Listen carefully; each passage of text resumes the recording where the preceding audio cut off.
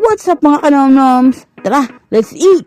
Narinig nyo na ba ang RM Coffee and Tea sa may Kamuning? Na-try nyo na ba ang RM Birria, RM Kebab, RM Coffee and Tea, RM Pizza and RM Biryani? Whoops, wait lang, hindi to sponsored. Panoorin nyo na lang kung nag-enjoy ba talaga si Moto Nana Meron dito. silang mga homemade sauces, which are the red chili sauce, extra hot yan, spicy garlic sauce, at ang kanilang tahini sauce. Itong RM Special Drink, 7 fruits yung meron siya. 5 out of 5. Malasang version ng Four Seasons, pero mas solid to.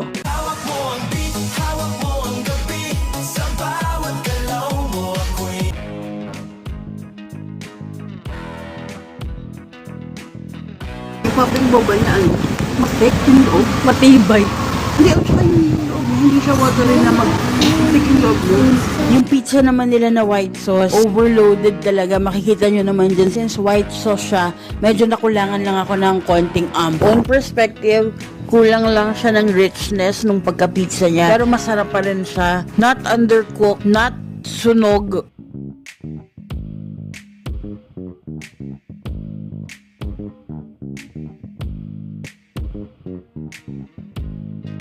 Para sa akin, itong shawarma wrap nila, ginawa siyang pang lasang Pinoy. So, ibig sabihin, medyo milder yung kanyang lasa sa normal na shawarma. Pero may touch, may scent, and meron pa rin siyang taste ng legit na shawarma.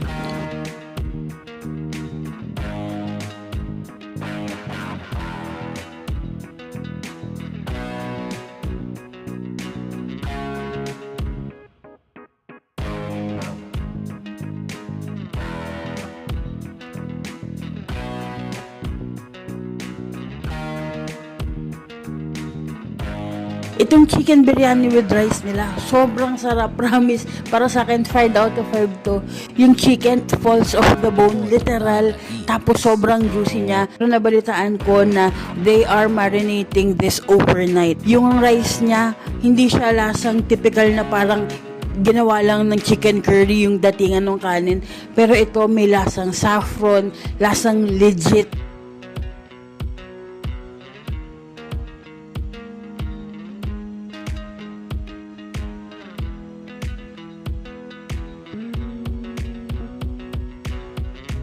Moto Nana Eats. Habang tumatagal.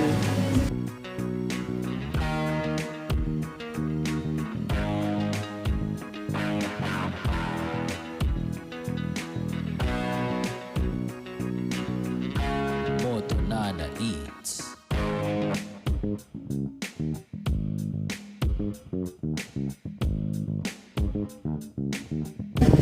Thank you, Boss Roland, sa pag-recommend.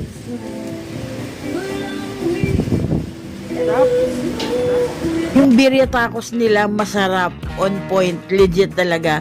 Pati yung consomme sauce nila, masarap din. Ang sarap higup-higupin. Lagyan mo nung 3 kinds of sauce nila. Meron din siyang mozzarella pool. Malalasahan mo lahat ng ingredients habang chinuchu or habang ninunguya mo itong birria tacos nila.